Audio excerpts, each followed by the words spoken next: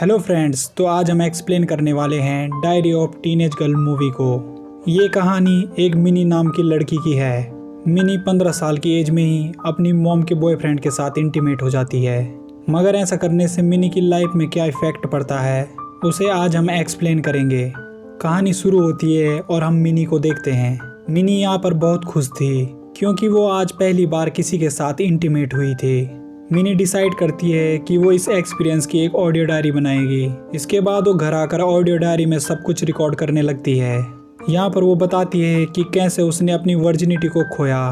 दरअसल एक दिन पहले उसकी मॉम का बॉयफ्रेंड मोनरो उसकी मॉम शार्लेट को क्लब में लेकर जाना चाहता था, मगर शार्लेट नहीं जाना चाहती थी। इसलिए वो उसे मिनी को साथ लेकर जाने को कहती है।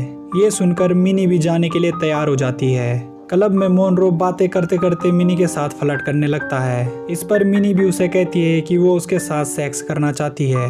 ये सुनकर मोनरो को लगता है कि मिनी उसके साथ मजाक कर रही है, मगर मिनी उसे कहती है कि वो सच कह रही है। इसके बाद वो दोनों अपनी कार में आकर किस करने लगते हैं। घर आकर मिनी अपनी फर्स्ट किस के बारे में सोचकर काफी खुश होती है और अगले दिन के लिए एक्साइटेड होने लगती है। अगले दिन मोनरो उसे एक होटल में लेकर जाता है जहां पर वो दोनों पहली बार इंटीमेट होते हैं और इस तरह से मिनी ने अपनी वर्जिनिटी खोई थी।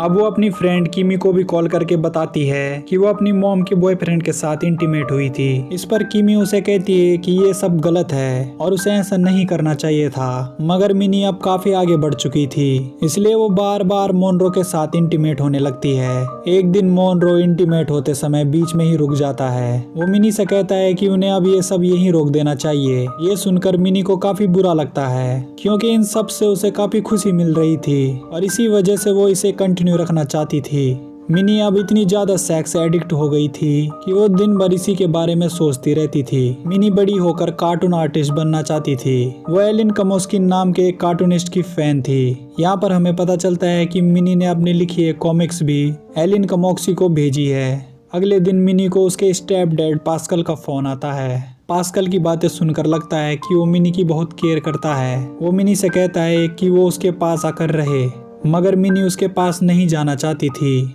इसलिए वो उन्हें मना कर देती है। अगले दिन मिनी अपने स्कूल फ्रेंड के घर पर जाती है। यहाँ पर वो अपने फ्रेंड के साथ भी इंटीमेट हो जाती है। मोनरो भी अब समझने लगा था कि मिनी अब और लोगों के साथ भी इंटीमेट होने लगी है, इसलिए मोनरो उससे बात करने के लिए उसके स्कूल में जाता है। वहाँ से वो मिनी को अपनी वोट दिखाने के लिए ले आता है, मगर यहाँ पर भी वो फिर से इंटीमेट हो जाते हैं। मिनी अब बहुत खुश थी और वो अंदर ही अंदर मोनरो को बहुत प्यार करने लगी थी और अब वो चाहती थी कि मोनरो उससे शादी कर ले, मगर मोनरो चाहकर भी उसके साथ शादी नहीं कर सकता था क्योंकि वो उससे एज में काफी बड़ा था। मगर मिनी अब अपनी जिद पर अड़ जाती है, जिस पर मोनरो उसे काफी डांटता है, जिसके बाद मिनी रोने लगती है। अगले दिन किमी मिनी को मिलने उसके घर पर आती है और उसे बताती है कि वो कैसे बेबी सिटिंग करते समय लोगों को सीड्यूस करती है।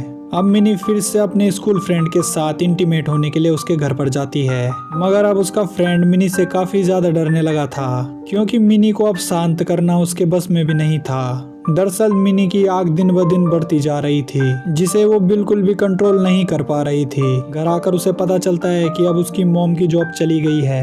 ये सोचकर उसकी मॉम घर के खर्चे को लेकर काफी ज्यादा परेशान थी। अगले दिन मिनी और किमी प्रोस्टिट्यूट बनने का फैसला लेते हैं, मगर प्रोस्टिट्यूट का काम करने के बाद उन्हें काफी बुरा लगता है। अब मिनी किमी के साथ अपने स्टेप डैड पास्कल से मिलने जाती है। पास्कल जानता था कि शार्लेट की जॉब जा चुकी है, इसलिए मिनी उससे पैसों की मदद मांगती है। इसके बाद मिनी पास्कल को अपने घर पर ले आती है, मगर उस वक्त शार्लेट घर पर नहीं होती। वहीं पास्कल की मुलाकात मोनरो से हो जाती है। तब मिनी के कहने पर पास्कल शार्लेट को कुछ पैसों की मदद करता है। शाम को मिनी के घर पर पार्टी चल रही होती है। वहाँ पर मिनी, किमी और मोनरो थ्रीसम करते हैं। अगली सुबह किमी मिनी को कहती है कि जो कुछ भी कल रात को हुआ वो उसे ज्यादा सीरियस नहीं लेगी और इसके बाद ऐसा दोबारा कभी भी नहीं होगा। यहाँ पर मिनी उसे बताती है कि वो मोनरो को बहुत ज्यादा प्यार करती है। रात में मोनरो नशे की हालत में मिनी को कॉल करता है। उसकी बातें सुनकर मिनी समझ जाती है कि वो भी अब उसके प्यार में है। इधर पास्कल की बातें सुनकर शार्लेट को शक हो जाता है कि मिनी और उसके बीच कुछ चल रहा है, लेकिन मोनरो अपनी बातों से उसे भरोसा दिलाता है कि ऐसा कुछ भी नहीं है। उधर इन दोनों की ये बातें मिनी भी सुन रही थी। अब मोनरो एक बार फिर मिनी को उनका ये रिलेशन खत्म करने के लिए कहता है। ये सुनकर मिनी इमोशनल होकर उसे किस करने लगती है। इसके बाद वो दोनों इंटीमेट हो जाते हैं। कुछ दिन बाद मिनी मोनरो को मिलने आती है।